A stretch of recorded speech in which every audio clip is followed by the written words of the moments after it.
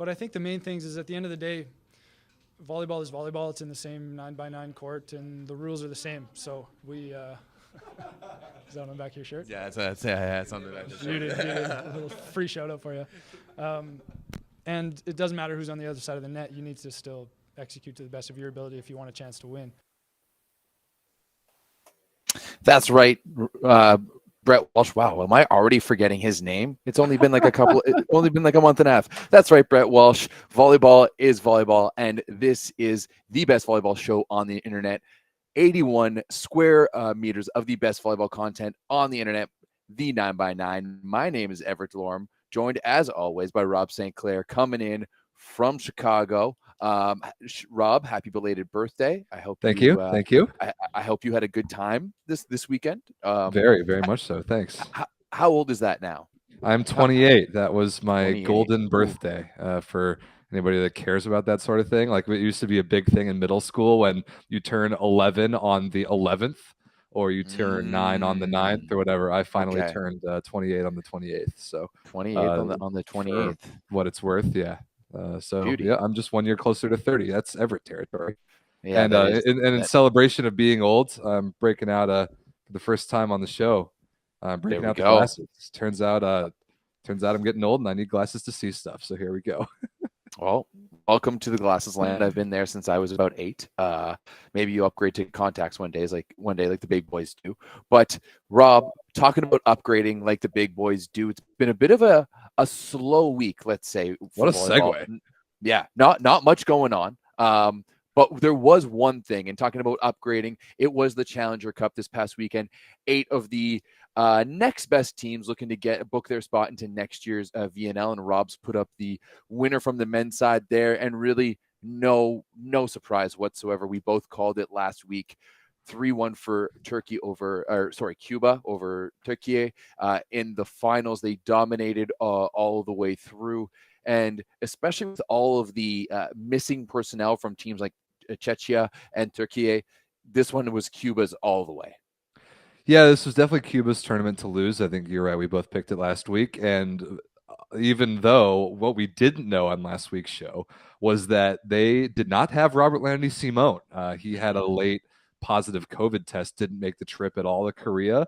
And they also didn't have Marlon Yant. I mean, he dressed, like you can see him kind of there in the photo next to the guy with the suit and the mask by the coaching staff. So he was there, he was dressed, but didn't see the court the entire time. I guess there's some nagging injury that he's dealing with. So the firepower that we kind of expected Cuba to ride to this tournament win, they didn't actually have as much as we thought. And what they did, though, have is Miguel Lopez, who was a monster.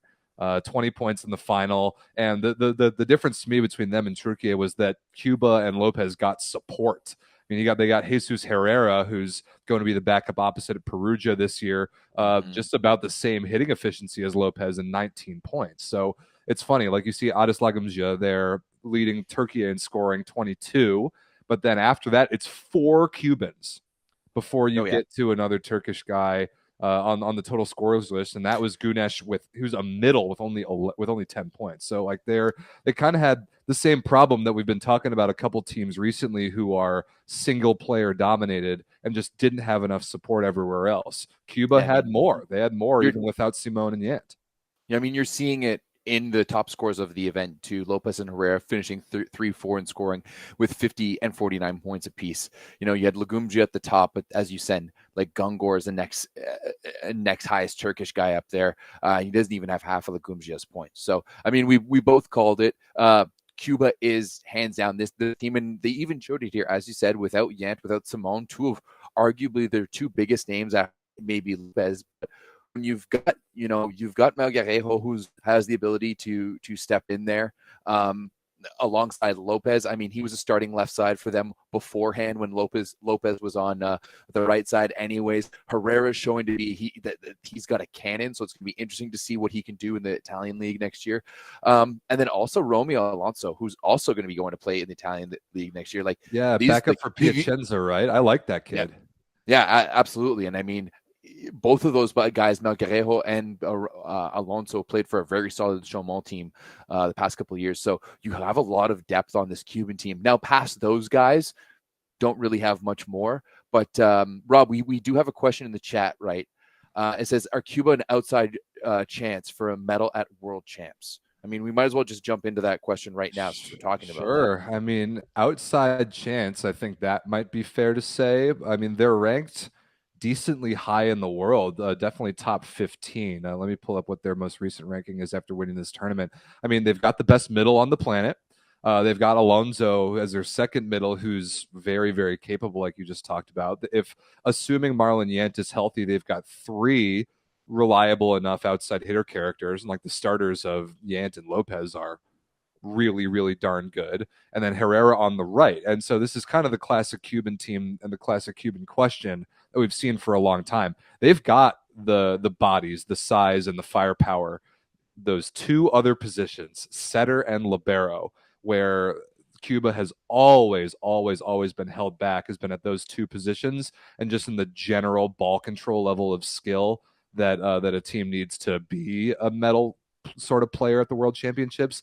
That's going to be the thing that holds them back for sure. And it's been too long since we've seen Cuba play against legitimate competition for me to want to pick them to medal at the World Championships. We haven't seen them play against anybody real since Canada to qualify for the Olympics like 3 years ago. Like, we haven't seen Cuba play anybody since then. So I'm not sold on their level of ability at the World Championship level this early, but because they win this Challenger Cup, they earn a spot in the 2023 Volleyball Nations League. That is enough experience and enough time to get prepared to maybe do a little damage at the Olympics in 2024. So that, if there's an outside chance, do we think that's going to be enough time to work their way up the rankings? Like, is that going to be enough time to get ready for? Because then you only have those 2 VNLs. You just have 2023 and 2024 for Cuba to get ready. Yeah, it's no guarantee that they qualify for the Olympics under the new system, which is another question. Yeah, but if they get there, I mean, they can, as far as serving and then just out of system attack firepower, they've got it. They've got it as well as anybody in the world does. But because they kind of have that passing weakness, they're going to have to really just serve people off the floor to kind of counterbalance that weakness in reception to have a chance against people. I don't see that at the World Championships this year. I think it's too soon, but maybe 2 years from now, after like 2 World Champs and 2 VNLs.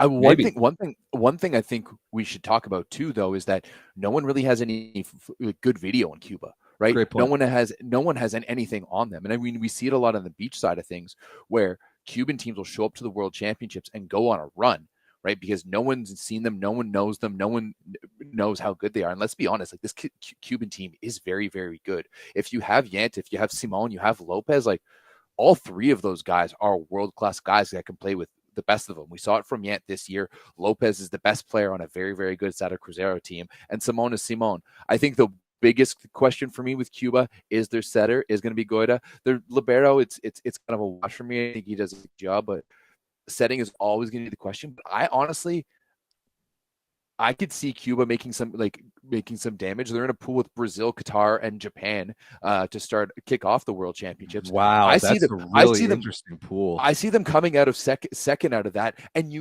Cuba's going to bring it. Like, Simon and Yant and Lopez aren't going to want to take it to Brazil. Like, I mean, I could, like, if Brazil is the Brazil that we've seen this year, and as hot and as cold as they be, it's not out of this world that Cuba wins that pool and then puts them in themselves in a great spot moving forward, especially with just this single limit. You're not repooling like this garbage women's tournament that's going to be going on. We don't have any respect for our athletes, and we're just going to keep them like that. But regardless, like, I don't know. I could see Cuba doing some damage at this World Championship. I'm not going to lie.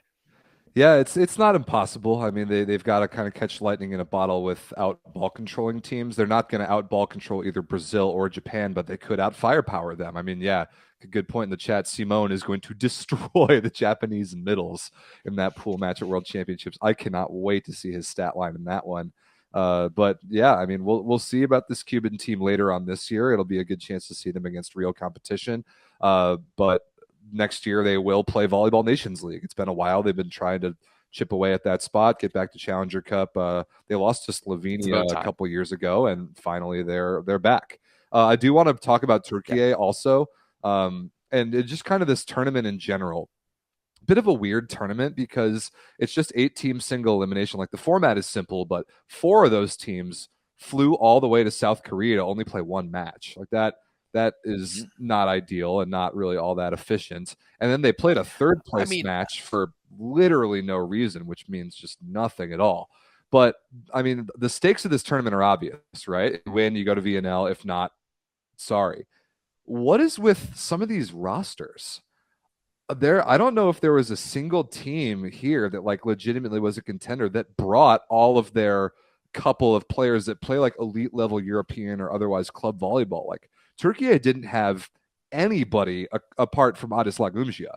And Cuba, I guess, Simone was hurt. Simone Kovidiant was hurt. Czechia had none of their guys whose names we actually know. Like, what is up with that? No Desranak, no Hadrava. Both of those guys were just out for the summer for Czech. I know that F.A. Byram, he did get injured final of the Gold League for Turkey, so that's probably why he wasn't there representing them. Otherwise, we know that the man going to Cisterna next year would probably be there for Turkey, but.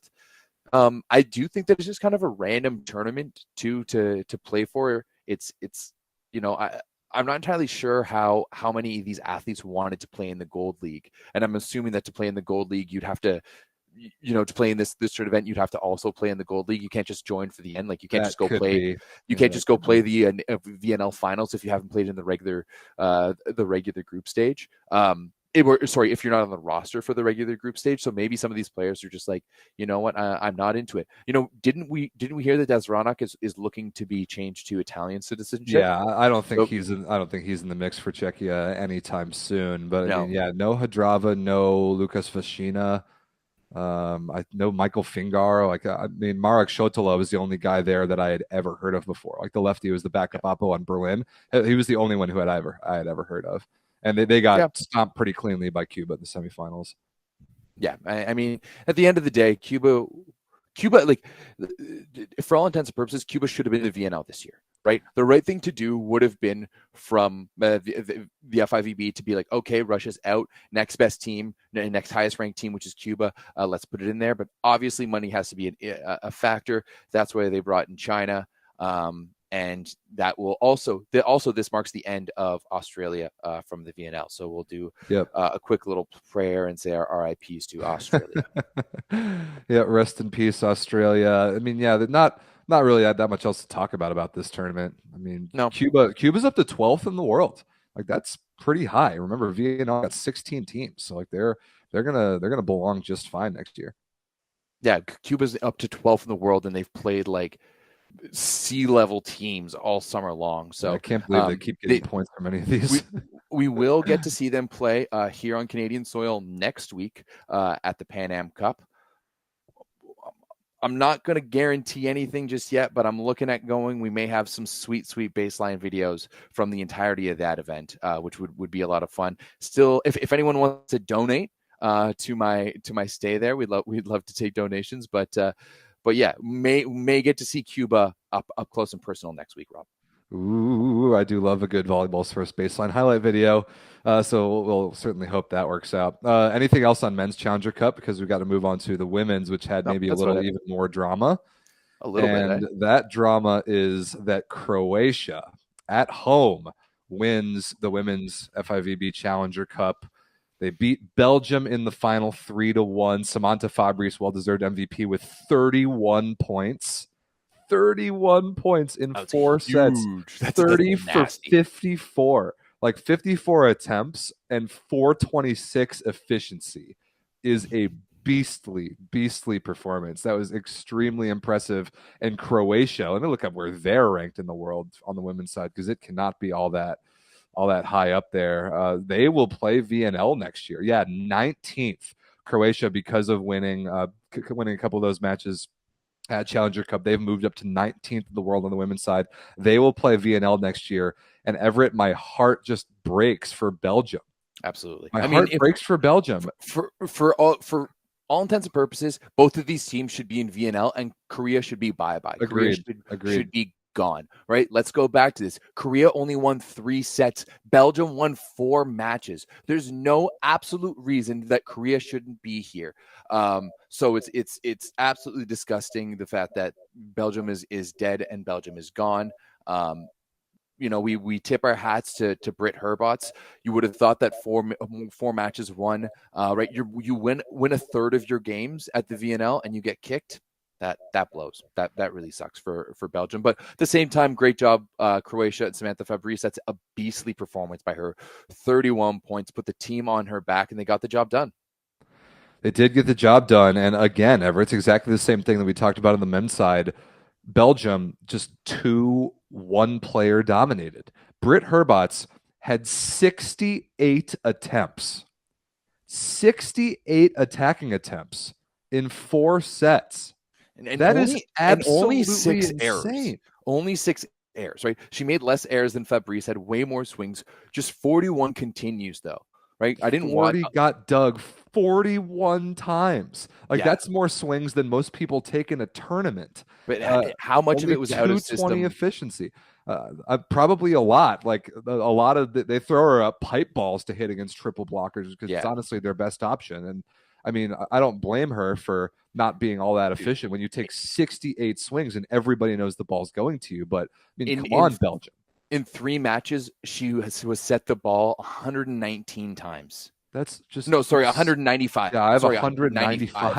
119. Because I was reading false at the same time, and she made 19 errors. But yeah, no, 195 sets in 3 matches for Britt Herbots.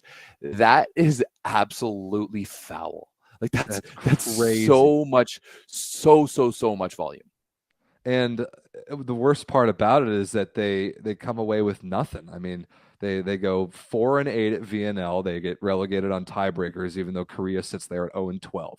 They get to the finals of Challenger Cup and lose to a hot Croatian team in Croatia, where Samantha Fabrice was a beast, and then Bojana Butigan deserves a lot of credit too. She played middle for, I think she was on Conegliano the first half of the year, then transferred to Bergamo. So she's an Italian league caliber middle blocker. I know in the semis, I think she had 8 blocks in the semifinals, which is crazy, and 12 points in the finals. Croatia had just more balance, and they were more prepared for the particular matchup to try and shut down Britt Herbots because that was the only thing they had to do. They win Challenger Cup, and now Belgium, with the top 5 outside hitter in the world, is going to have to grind through Golden League again next year. That's just totally not fair.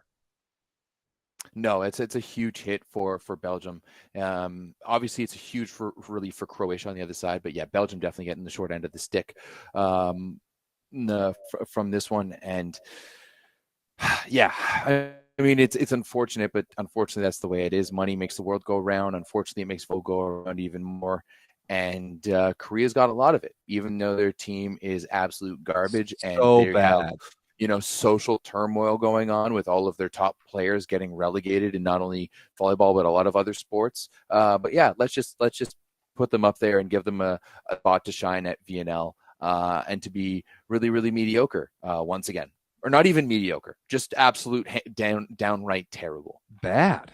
Yeah, I mean, Kim Young-kun doesn't play, and they're just a total waste of space in the tournament. So there's a question in the chat, why was Belgium relegated? I mean, I think we've talked about it enough on this show, like the difference between a core team and a challenger team in VNL, which is totally arbitrary, except on the amount of money in the team's pockets. And so the thing that really drove me crazy is to try and build hype for World Championships. The Volleyball World Instagram has been posting some clips about the teams, and last night they posted Team Korea. This team gained a lot of valuable experience from the 2022 VNL that they can use for the 2022 World Championships. Hashtag electrifying 2022. And I think I got a lot of messages because I commented immediately something like, valuable experience. They won 3 sets in 12 matches. What are we doing here? What an absolute waste of space. It is crazy that they're in VNL for the foreseeable future. If they go 0-12 again next year, and which they will if Kim doesn't play, then what are we doing with this tournament? It just delegitimizes it even more. It's terrible. But I mean, the starting of this tournament was illegitimate in the first place, right? Part of the reason they started the VNL is because they didn't want to relegate Italy from the men's side, because they finished in last place in the World League in 2017. So I mean, that's always been the name of this game, right? It's to cater to those volleyball countries that actually like volleyball and follow it, like the Japans, like the Polands, the Brazils, Italy's and whatnot. And and then bankrupts the rest of us. Like it's really what happens. That's brutal. So Croatia does deserve credit, though. I mean, sure, they had home court advantage, but they were definitely the better team, in the final, and Samantha Fabris was a beast. So they'll play VNL. I don't have all that high of expectations for their VNL next year compared to Cuba's on the men's side. I would be stunned if Croatia made the playoffs next year's VNL. I wouldn't be surprised at all if Cuba on the men's side made the playoffs. No, absolutely not. But I mean, I do have higher hopes than I do for Korea, for Croatia. So, high bar. yeah, absolutely. So, I mean, who knows? Maybe they'll get relegated after winning 5 games next year, just because Korea is still around. But yeah, who knows? One thing we have coming in from the chat too. Big shout out to Luke Perry, who played his 250th game for Australia in the 5-set loss to Korea. Kind of one of the there's 3 big shames for me for Australia getting relegated. First and foremost, Dave Preston not getting a second shot at VNL, my boy, from McMaster University, of course, still the head coach down there of the Volleyball World. Second one is not getting to see Lorenzo Pope play at that high level. He was one shining spot for Australia this year. And then finally, I do think Perry is one of the top liberos in the world, and it's a shame that he won't be around at that level next year. Agreed. We will get to see Lorenzo Pope as a backup in Modena, however. Yeah, that is a very juicy transfer, and he's probably not going to get a lot of playing time, but that's been it's huge. It's huge. It's massive. Yeah, that's been the formula that we've seen the past several years. Take a young, crazy athletic prospect, send him to the bench of a really, really, really good team, and see what you can make out of them. You see how Marlon Yant is playing right now. He's a great example, so that's a cool move. But especially too for a country like Australia, like if you think about their best player on the international stage, are we going to go with Paul Carroll, who dominated at Berlin for years? Like I think that's their biggest mark on the professional stage like that. So with Pope coming in, like other than Perry, I know Perry's played quite a bit, but sorry, Eric Shoji, I know that you have this complaint, but I mean libero is definitely the least glorified of all the positions. So, you can't give him that much, but a guy like Pope going into play for Modena, like that's going to be valuable, insanely valuable for the Australian national team moving forward. Yeah. I like that move a lot. Okay. Anything else about Challenger Cup? I mean, it's not that significant of a tournament, but now we know the fields for next year's VNL. And I think we just have a little bit of dead time before World Championships. Yeah, no, that's about it. Congrats Croatia. Congrats Cuba. Double C's are heading to the VNL. All right, Everett, before we move on, we got a couple other things to get to in the show, and then we want to encourage people to get active in the YouTube live chat so we can ask any random questions and kind of steer the discussion for the next 20 or 30 minutes. But before that, Everett, let the people know about 2 very important things, the first of which is that volleyball.store. Absolutely. If you like the merch that I wear, if you like the merch that obviously we don't have Nike produced stuff. Should. But, if you like the merch that Rob usually wears, head on over to that volleyball.store. It's going to be the home of all of the 9x9 and spicy volleyball merch. We've got the Make Volleyball Great series. We got a couple of other fun things over there. So make sure to go check it out. It's one way to support us and help fuel our dreams of volleyball dominance. So come pick up some merch. And then, second of all, absolutely can't forget about BetUS. You know what? Johnny Boy, who's part of the Discord, all big shout out to the Volleyball Discord. If you're not a part, come join Johnny Boy from the Volleyball Discord. Has been absolutely killing it on Commonwealth Games bets recently. Like he's up like a few $1,000s. I'm not even kidding me. He was like telling me about it the other day. Like he was trying to get me to do something to hit a bet today, but it ended up not being available like it said it was going to be. But regardless, right? If you guys head over to BetUS, they are America's favorite sports book. They've been around since 1994, and use the code Volley125 when you click on the link just below here. You're going to get 125% deposit bonus. Deposit $100, you're going to get $225. That's absolutely massive. It's literally free money. So you make sure you use the link below. Head over to BetUS. As I said, since 1994, they've been around since before the internet.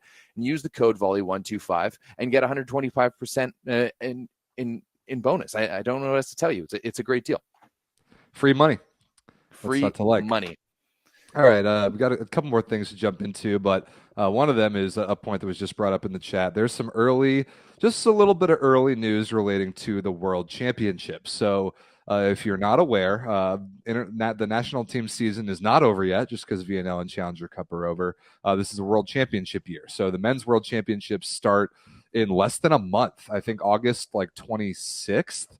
Is the start of men's world championships, and then women's is about a month later, at the end of September into the first part of October. And with the men's being so soon, we're starting to hear about some very, very early roster moves, some preliminary roster additions, some subtractions, and we've got one big one of each on the men's side that we wanted to bring up. We'll start with the one that was brought up in the chat. Like I called, Everett, I don't remember if this was on a show or just in conversation or whatever, but as soon as Alan Souza, Brazil's young heir apparent starting opposite, as soon as he tore his Achilles in VNL, I said almost immediately, okay, that means for World Championships, we're getting the return of Drake himself, Wallace D'Souza, and sure enough, Wallace D'Souza is back. So it'll probably be Wallace and Darlin on the right sides for Brazil at World Championships. But I think that instantly raises Brazil's stock. Do you agree with Wallace coming back? Yeah, I do think Skinny Drake coming back is going to be a good thing for Brazil. To be honest, though, I just don't know how much he has left in the tank, right? We've seen him struggle at times the past few years, like looking back at a weird season with Sport Toto last year. But ultimately, like you said, without Alan Souza, this team can't really go anywhere. We're seeing it in the chat. Darlin is just a kid. Hopefully he can get there, but he's a bit undersized, I think. And I absolutely agree. I do think that Darlin Souza does do some good things, but he is very undersized. And he needs some other players to step up. And to be honest, Leal and Lucarelli haven't really been putting out like they need to be so far for Brazil. So adding in Wallace really it gave me a lot more confidence in Brazil, but I'm still questioning them right now. I'm still my faith in Brazil has been shaken more so than it's ever been in my entire knowledge of the volleyball world. For me, they've always been a rock. It's like Canada hockey. If they don't make the medal rounds, it's an absolute, travesty. But Brazil to me is very, very shaky. Just got a chat. It came in that says, I don't think Wallace will make a big difference. Brazil's problem is the outsides, which it may be, but I do think he adds a safe space for Bruno to set to, right? Bruno might be the best setter for setting behind his head in the world, right? Those right side balls to Lucas are legendary. Setting to the right side for him is so natural and so clean. And I think it just gives him a little bit like someone that he knows and trusts fully with Wallace on the right side, as opposed to either of the Souzas. Yeah, I agree. Is Wallace fit enough to play at the high level come World Championships? Yes, absolutely. He had a really good club season with Sada Cruzeiro, with Miguel Lopez there. It was a better club season than previously when he was randomly there in Turkey. And then he came off of that club season, was MVP of last year's VNL. So I definitely have faith in Wallace. I do think it helps Brazil. I still don't know if I would necessarily to pick them to get to the podium like they in a previous life they were just guaranteed to do every year. The other roster move, Everett, for World Championships is a subtraction, a very interesting one. End of an era. The end of an era. No Ivan Zaitsev on the World Championships roster for the Italian men.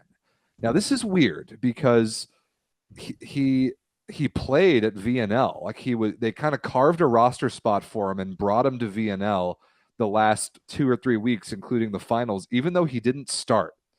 He didn't start over Yuri Romano, and he barely played that much. And so they kept that spot open for him. They gave him limited action, and now they just leave him off the World Champs roster entirely. I'm wondering if that's just like Zaitsev's underperformance, or if something else might have happened that we don't know about yet. But sure enough, like you said, it is the end of an era.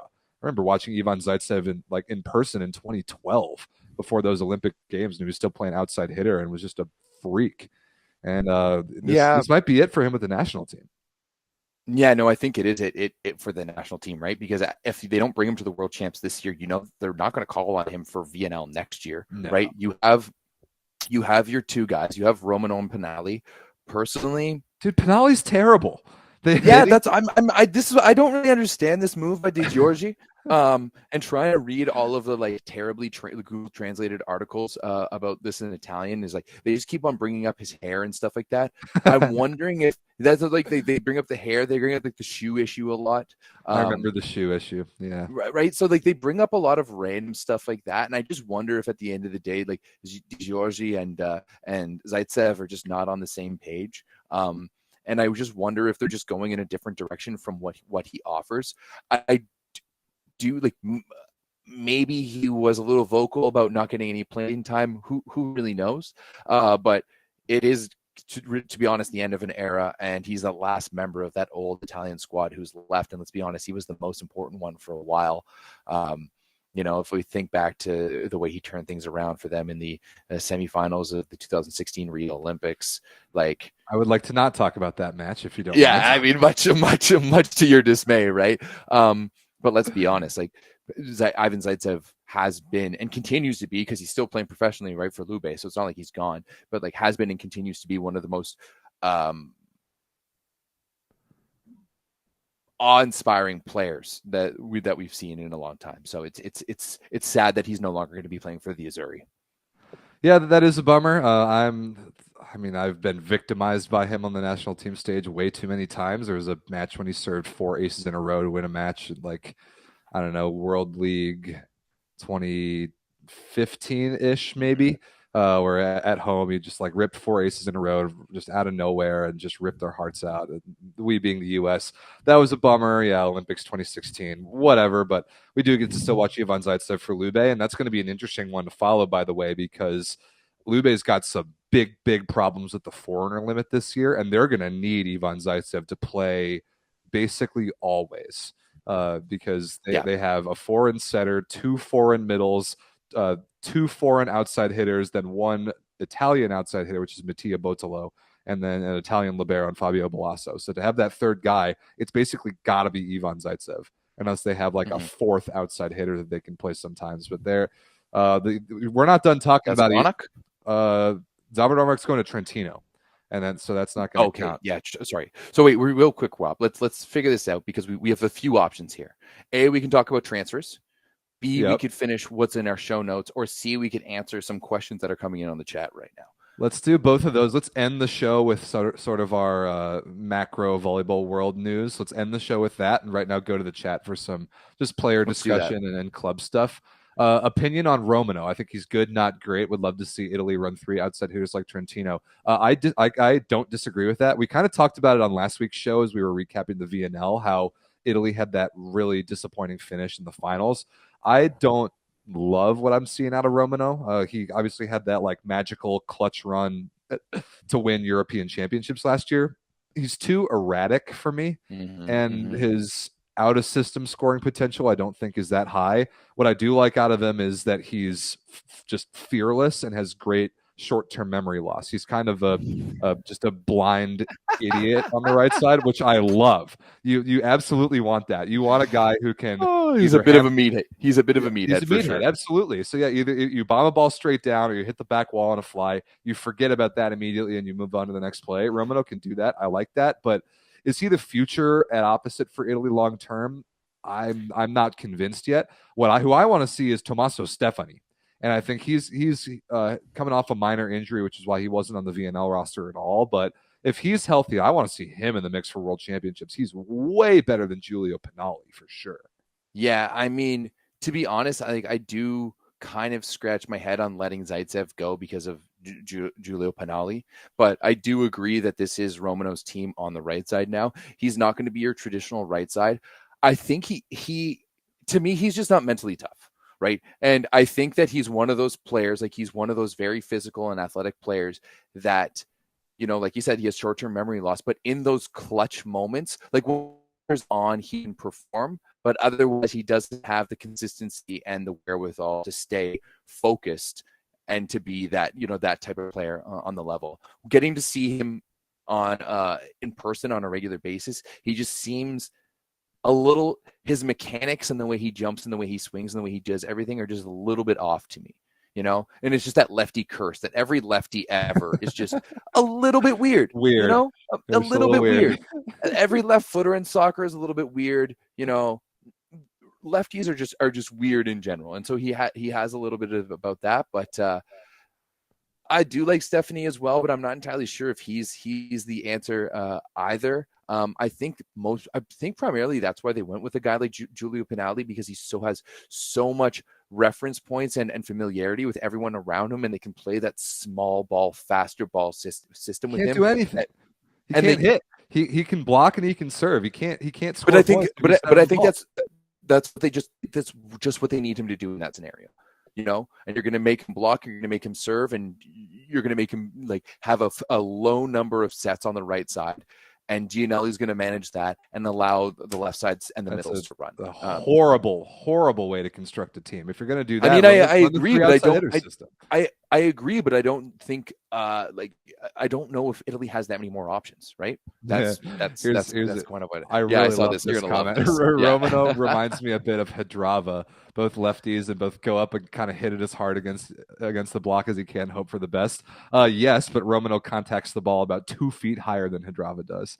So, absolutely. Romano is still young and athletic and still can still do things. Two Jacks, who we love. He's our boy. Pick a team outside the Big Five: France, Poland, USA, Brazil, Italy, to win the World Championship. I wouldn't even put Brazil in that Big Five, even with Wallace. I just wasn't convinced with what I saw at VNL. I'll keep them there for now. To win or to medal? Oh, man, I don't know if I see a team outside of that group winning because the absence of Russia. I think they would be a huge wild card, but they're clearly not going to be in that mix. I don't know. I would really have to think about that one. I don't know. Maybe I don't know. Argentina out of the clouds. You get DeCecco and Facundo Conte back. I don't know. If you get Checo and Facundo Conte back, then maybe. But you're still missing Soleil, like he's done. You know, you have Lozère, absolutely, but I'm not entirely sure. Like, who are they going to go with the number 2? Maybe a Serbia. Maybe. I mean, they looked promising early in VNL, then they brought the starters back and actually got worse. Weirdly, I don't know. Yeah. But they have the talent if they get Kovacevic back. I don't know. Honestly, I don't see Iran in the chat. I definitely don't see that. They're like way too weak at like 4 out of the 7 positions. Man, I don't know. Like the Dutch, like maybe Namir goes off. Like maybe Twinstra just like, you know, just it becomes way better all overnight. And honestly, I don't see any team outside of the top 5. Maybe Japan. No, maybe not a chance. They're going to play Cuba in pools. How's that going to go? Why isn't Soleil playing? He retired from the Argentinian national team. He is renationalizing to be Italian so that he can play for Perugia, not count against the foreigner limit. So no more Soleil for Argentina, dude. I'm kind of going to go with Serbia on this just because they've got 2 elite middles that they've been there before. They what tournament did they win last? Like Euros in 2016 or 17 or 19 or no, I think whichever year it was. Nations League recently? They won World League. They won World League 2016. Whatever. I'm going to go with Serbia, but that's a very difficult question. Yeah, I'm going to go with Japan just because, but I truly don't believe that. All right. One thing I did see a question in here. Where is the question? Oh, is Sharon coming back for World Champs, or is he still shooting threes? It looks like he's still shooting threes. Last I heard, Sharon has not had any contact with the Canadian men's national team whatsoever.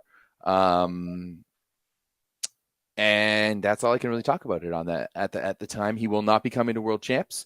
The only addition to the Canadian roster most likely will be the addition of Stephen Marshall, very, very much needed in the libero position.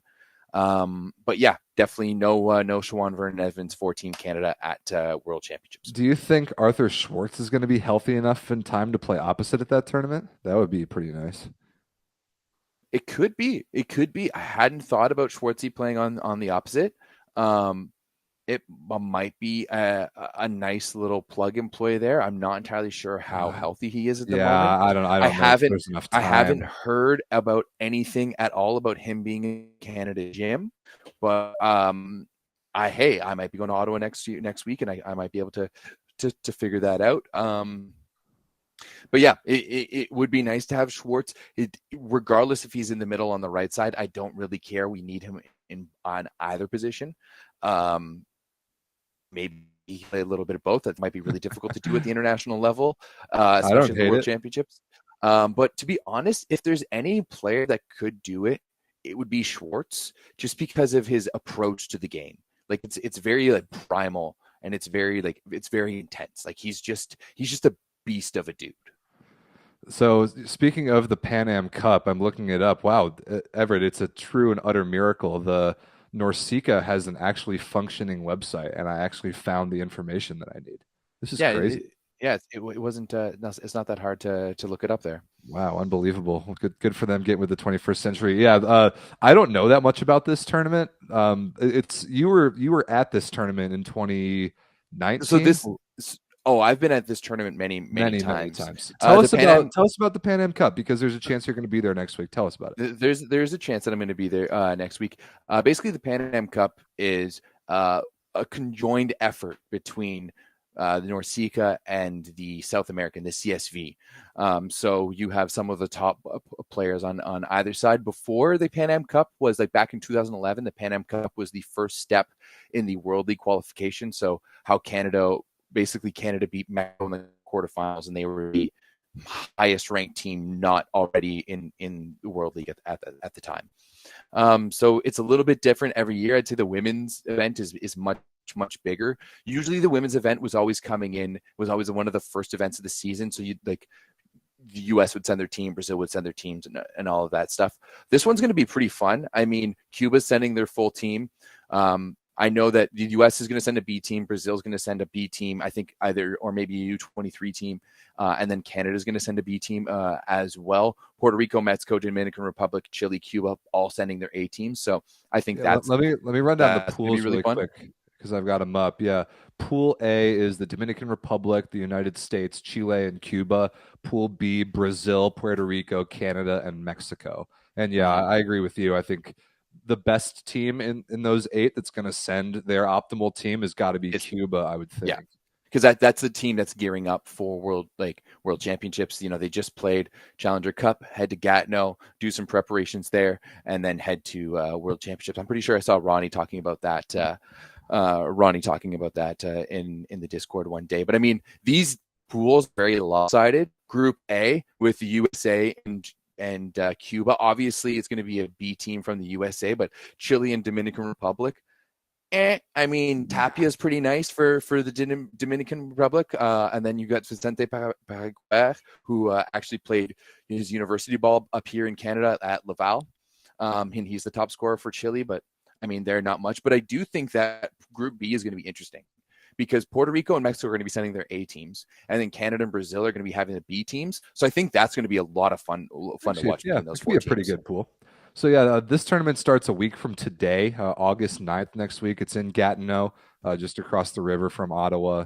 So there's a chance Everett's going to be there. So follow along with Volleyball Source, like here on YouTube and on Instagram, if you want to follow that tournament. Yeah, I'm curious to see what the U.S. does. See some of our younger prospects in action, like some of the guys that were on the 25-man VNL roster that never played, might get a look at this tournament. So we'll see about that.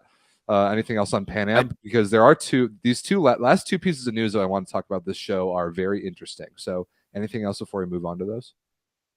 No. I mean, I'm interested to see who will be coaching this American team.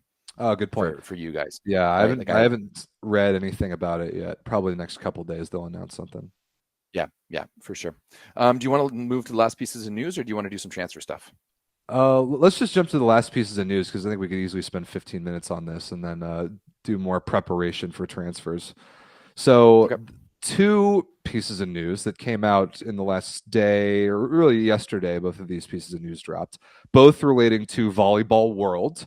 And again, for those of you who aren't super familiar, Volleyball World is the media corporation that came into existence a couple years ago. That's a joint effort between the FIVB, who's still like the organizational fundamental kind of base of global volleyball, and then CBC Capital, who's that $300 million investment who we've heard a lot about the last couple of years. Volleyball World is CEO'd by Finn Taylor. The FIVB is still like Dr. Ari Grassa or whoever that old guy is. So Volleyball World is a newer entity that runs all the media, they've created Volleyball World TV. They've really become like the front-facing digital department basically of the FIVB. So that's what Volleyball World is. And they've announced two new partnerships the last couple days.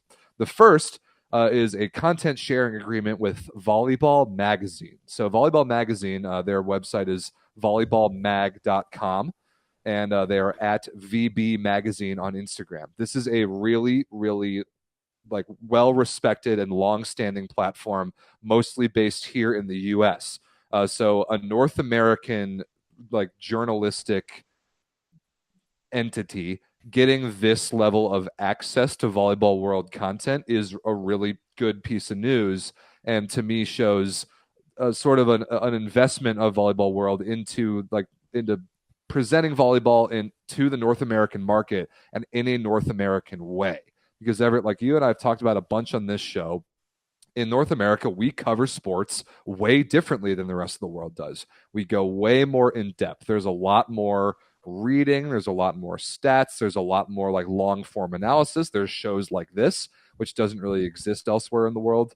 So for Volleyball Magazine, their main editor is Lee Feinswag. They've got Blair Lambert, who's in the Discord. Those guys have been doing this for a very long time, way back when it was a printed magazine. So to have don't forget Volleyball Travis Murwer there as well too. Yeah, He's on the been beach killing it side. on the beach side and with the Sandcast podcast and stuff like that. And I truly think that's where the link came with Volleyball World, because he's been doing some commentating for them. Beach Volleyball World, one of the few good ones we have over on the beach side. It's rough over there. Once again, guys, I'm here.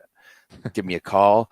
I don't know how many other people need to advise you to hire me, but hey, let's do it. But yeah, honestly, maybe it means something potentially. Maybe we can partner with them down the line and help them out, especially America. It would be nice to get a little bit more representation and stop, congratulating Korea for going 0-12.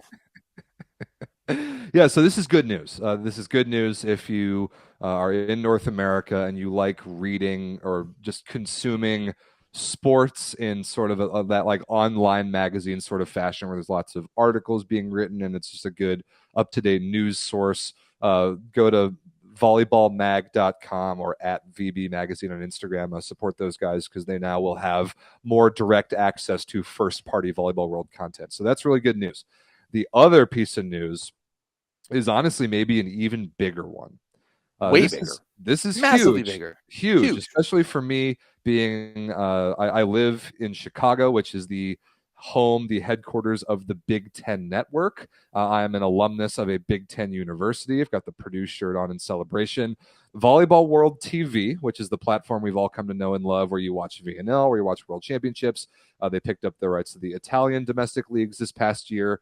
They have further expanded their reach, and they now have partnered with the Big Ten Network to broadcast the women's NCAA conference that is the Big Ten on Volleyball World TV worldwide this fall for the NCAA women's season. This is a very big deal. So there have been some questions on the Discord about this for people who aren't from the States or who aren't from at least North America and are kind of confused about how the NCAA and how NCAA volleyball is structured. So I'll break it down really quickly. Basically, the NCAA is the National Collegiate Athletic Administration, I think is what it stands for. Everyone knows what the NCAA stands for. Not people outside the U.S., man. This is my favorite Rob moment ever. I'm going to get to it really quick. So the NCAA, which stands for, let's just get to it. If you stopped interrupting me, I would get to it faster. So NCAA is huge. There's hundreds of member schools. They're separated into divisions 1, 2, and 3, and that's based on the size of your school and how competitive you are. But within Division 1, which is the top one, there's probably 120 schools-ish. That Division 1 is broken up into conferences. And so the Big Ten, that logo on the screen, that stands for Big Ten, is one of the conferences. The conferences in the NCAA used to be based on geography until recently when they've been based on money available from college football. Different discussion entirely. But the Big Ten for women's volleyball is the best conference in the NCAA Division 1 by far. By far. Got there. Took some time, but we got there. You're right. You're very much right. Hands down the best conference. Did you know, actually, on the Big Ten Network, women's volleyball is by far the third most watched sport. It goes men's football, obviously, men's basketball, and then women's volleyball is the only one that's even close to them. No one even touches. It makes so much sense for Volleyball World to do this. I've been saying for a long time, the NCAA women's volleyball is the best product we have in volleyball, bar none. Right, Rob? You know it perfectly, having been to these games. But like watching it on TV, it is the best product we have. I hope other than the commentary, which I'm hopefully trying to fix. But even then, still, I would still take some of these somewhat clueless American commentators over the somewhat clueless English commentators, right? Like cluelessness versus cluelessness. I much prefer the American style of commentating opposed to the English style of commentating, where it's I'm going to watch this like a tennis match and not say anything and say lovely, wonderful, and laugh every now and again, like. I think this is huge on a number of levels. And honestly, I'm just stoked that I'm going to be able to watch so much more Big Ten volleyball this year and on a legitimate stream that I'm not scared is going to give me viruses. Everett, I unfortunately have some bad news for you. This is only going to be available outside of North America on Volleyball World TV anyway. I'm definitely not in the States. In the States, you've got to go through whatever like cable provider you have or whatever. Like Big Ten, however you access Big Ten Network in the U.S., you'll have to do that. As for Volleyball World, my understanding is that it's exclusive to the rest of the world, not North America, because we can get it other ways. But that does really kind of. Wait, what about us? We can't. Yeah, 100%. That shafts us the most. We really need a VPN sponsor. That's what we really need. That's what I was reading in the Discord. I'll try and confirm that exactly what the market and what the map of coverage for that is, but. The Big Ten Network has existed for several years now. It was the first one of its kind where an NCAA conference created their own TV channel. Like the Big Ten Network is literally a TV channel that just plays 100%. Big Ten related content of live sports, live shows, replays, whatever, nonstop, literally 24/7. Their only programming is Big Ten, those 14 schools, 14 soon to be 16, which is crazy. And at the end of the day, like Big Ten is the best. It is hands down the best conference. Like not only for women's volleyball, it's not even close. But overall, like obviously the SEC is a little bit better for football. But like I don't know if there's any other conference that dominates in like volleyball, football, basketball, hockey, soccer, gymnastics. Like all of those schools are top schools and everything. Right, and the Big Ten for the first time for women's volleyball have actually had a very legitimate media day. It was actually today and yesterday here in Chicago. They had a Big Ten media day for volleyball. They had all 14 coaches up. They had a bunch of players from every team doing a bunch of media. There were a lot of great press conferences from a lot of the coaches, a lot of them talking about this exact deal. So that's why the timing of the announcement is what it is, because Big Ten media day started yesterday. And a lot of the coaches had extremely positive things to say about this. I mean, obviously, this is the biggest entity in the game. That is Volleyball World as far as worldwide volleyball content production and distribution. And like you said, Everett, I think this is the best individual product that there is in volleyball. It's not the highest 100%. Level necessarily because there are clearly professional leagues in the world where players get paid to play, and the Big Ten creates players that go to those leagues. So the Big Ten, not everybody in the Big Ten is going to go on to be a professional volleyball player, but the crowds, the atmosphere, the coverage, the level of play is very good. It's not professional good, but it's very, very good. And it's the closest thing the U.S. has right now to something that is structured similarly to a league like the Italian league. Like these teams play a conference schedule that's pretty similar to how the Italian league or one of those European leagues runs their season. And this is going to be a really good look for volleyball fans around the world at how the USA approaches something like this. I wish we had a professional level product to put on this platform, but the Big Ten, as far as NCAA conferences go, is as good as we have to offer. And I'm really excited to see this expand worldwide. It's the number one like development league in the world, right? Like if you want to like it, I would love to see a competition sometime against like Big Ten teams against like Italian A2 teams, right? Because I think that would be really, really, really interesting. And we saw Dana Retke step off the court for Wisconsin right into a Monza jersey where she was making an immediate impact for a team that's playing at the top level there. So you're going to see like those those stars right now of the Big Ten are the stars tomorrow in Turkey, in Italy, in Poland, in everywhere. So it's a huge move, absolutely for them. And it's honestly, but going back to, why I think the NCAA is the best product. I brought this up before. I think it's because of the rules. I think it's because of the substitution rules in the USA and the libero serving rules. Like those things, I think make volleyball a way better product. I'm going to say it.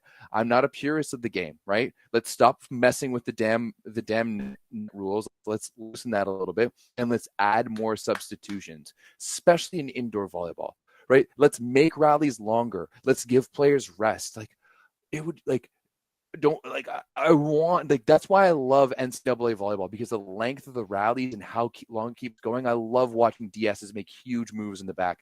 I love watching offensive players who aren't tired because they just had to play 5 back row rotations, just crush balls in the back row. Let's bring in some American rules to volleyball, and I think volleyball would take a huge step forward.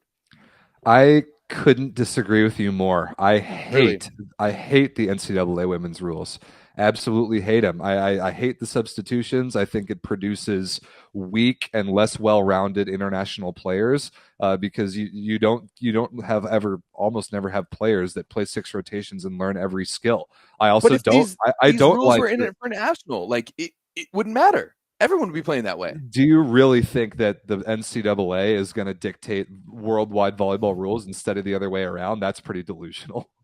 That's never. I mean, hey. I think if you look at it, for me, one of the reasons why I look at why the NCAA is one of the best products we have, it is, in my opinion, due to the rules. It's due to the rules that we have prolonged rallies. It's due to the rules that we have exciting plays. Like it's due to the rules that these athletes are a little bit fresher when it comes to games, because they have that ability to step off. Right, volleyball is a very anaerobic. Yeah, anaerobic sport. Yeah. It's a very anaerobic sport, and yet we expect our players to play in an aerobic fashion, right? They expect you to play in a soccer-type fashion where you're playing the entirety of the game.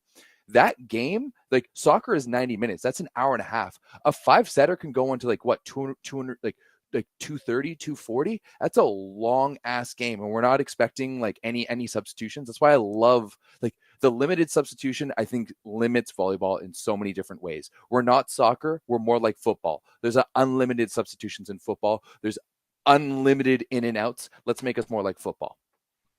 That's an interesting argument, but I really, really hate it for really high-level volleyball. I can't stand it. I just don't like that you can have a player who's useless at ball control and you can set her the ball in 3 rotations and substitute her out, or that you can actually run a 6-2 and but think of how many more athletes on just your setters. I think that's bad for the game. Think about how many athletes we're opening the game up to, because you're allowing a whole other level of DS players, right? You're bringing so much more athleticism to the game, instead of maybe having an awkward, tall, lanky left side who can't really do much, but they're tall and they're kind of all right. You have one left side who's big and tall and can crush balls, and another one who's small and fast and passes well and plays good defense. You get the best of both worlds, thus a better product for the fans.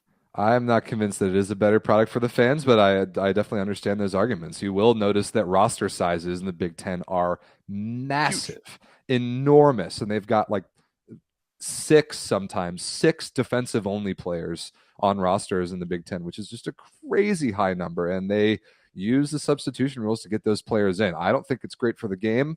I personally don't like watching it, but those are all very fair arguments. But Football, you have an offensive player and a defensive player for every single position.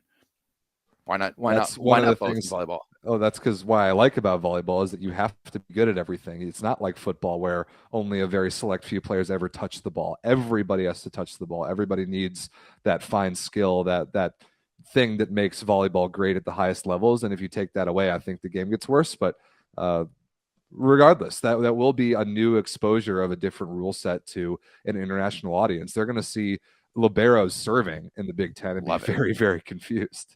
I hate liberos. it. I can't love it. I hate that you can have one of your middle blockers be a total waste of space serving, and she's allowed to just not serve. It's so stupid. But that's once again, it's way better. It's way better for everyone, right? It's why have a mediocre song on the playlist when you can add in an absolute banger? It just I don't know. Like you are arguing for mediocrity right now, and I don't like that. Like let's get the best amount, like the best players we can on the court. That's what I want to see, 100%. Quality over quantity. Your best 7, 8, or 9 players need to be able to actually do every skill instead of being so specialized that they're useless when the ball's in their hands in a way that they're not used to, like No, at the service line. Because like that would be even like right blockers. A blocker blocks. A running back runs. It's football is very specialized. Volleyball is football in the sky. Right? Not even close. It's not even close to how the game I am gonna make a video and explaining just how, like, seriously, the closest sport to volleyball is football, and I will die on that bridge, 100%. They're definitely the 2 greatest team sports in the world, in my opinion. But the way the games are played are not even close to the same. Anyway, I completely disagree with you, and I know many people who would disagree. Many high level coaches who would disagree with you as well.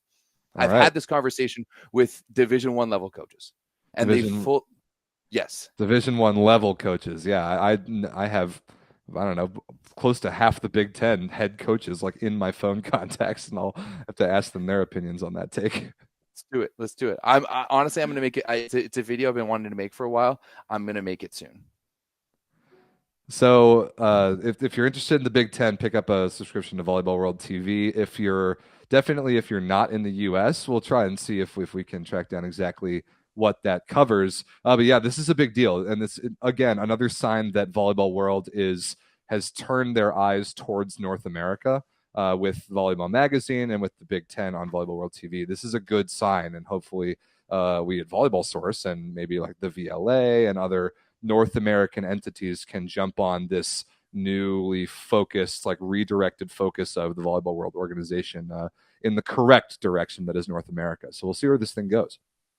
I wouldn't necessarily saying it's the correct direction, like in North America, but I think they do need to expand their gaze into North America a little bit more. It's not that just Asia that matters, and it seems like they love stuff in Africa and South America and obviously Europe and across Asia, but then North America just kind of gets the short end of the stick. So love the fact that the Big Ten is coming through here. I, for one, am going to be using a VPN all the time to watch all the Big Ten volleyball because it's awesome. It's, once again, best product we have.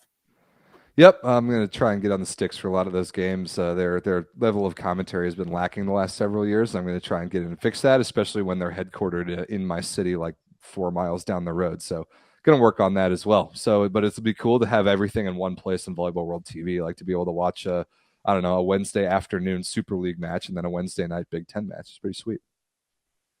The only thing we're missing now is Plus Liga. And I would really like the Polish league. And Turkey women. Yeah, if we could throw English commentary on those 2 leagues, put it all in one place, then we really be getting somewhere. Yeah, maybe absolutely. That's the next year or 2. We can only hope. Anything else in the chat or anything else before we get out of here? Definitely a little shorter and more kind of open show with not that much going on. Is it fair to tell the people that we will not be doing a show next week, regardless of if you're in Gatineau or not? I think that's pretty fair. We won't have much to talk about. Yeah, let's do that. Hoping to be in Gatineau next week. Hoping to go cover the Pan Am Cup. If you guys have any questions about that, let me know. Going to be obviously a lot more key. If I do go to Pan Am Cup, I'm not going to be doing daily podcasts like we were doing in Ottawa. That's just a little insane because it's just gonna be myself, honestly. And there's gonna be 4 matches a day, and I'm gonna be trying to get those matches out as soon as possible. So it's gonna be mostly just editing those matches. But if you guys want to see any interviews or have talk to anyone while we're there, let me know. Yep. So get in the Volleyball Source Discord. We've mentioned it a couple of times, but we want to really plug it hard because it is the best online community for volleyball that there is in the world. I would say that it's not even close. If you're here from the Volley Talk boards, like I know there's some people that have been directed to the Discord from the Volley Talk, like old forums from the 1990s that are an absolute just joke of a platform for talking about sports in the year 2022, you're really going to like the Volleyball Source Discord. People from literally all over the world who are very knowledgeable, very well connected. We get a lot of insider information from there. We make a lot of really dumb and funny memes about volleyball in there. Just today, I was roasting Visoto, the old big opposite from Brazil. We were talking trash about old meme-worthy opposites. I threw his name out there. That got a lot of backlash. That was a fun conversation. So jump in the Discord. The link is in the description below. And then, yeah, I think stay tuned here to the YouTube channel as hopefully Everett's pumping out a bunch of baseline footage from Gatineau next week. So we will not do a show next Tuesday. We'll be back 2 weeks from today, as we'll have a lot to preview about men's world championships. Yep, absolutely. We're currently at 688 members in the Discord. Yeah, honestly, I think we could definitely by the end of World Champs have 1,000. Easily, yeah. It'll definitely be the best place to follow along with World Championships. So I kind of wanted to say before World Championships, but I do think maybe let's say halfway through the World Championships we'll have 1,000. That's really our goal. In between men's and women's, because there's a couple weeks there. That's a good goal. Oh yeah, sorry, I was just thinking about men's World Championships. Yeah, so men's starts at I think August 26th. Women's about a month later. So we'll talk about a lot of those as they come closer here on the show. So yeah, thanks for watching, boys and girls. No show next Tuesday. We'll be back 2 weeks from today. Stay tuned to the Volleyball Source platforms for hopefully a bunch of great footage from Pan Am Cup in Gatineau. And we will see you in 2 weeks. Everett, travel safe, my friend, if it works out that way. And I'll talk to you soon, buddy. Thanks, dude. You too. Once again, happy belated birthday. And have a good one, guys. We'll see you soon. Thanks for watching, people. Peace.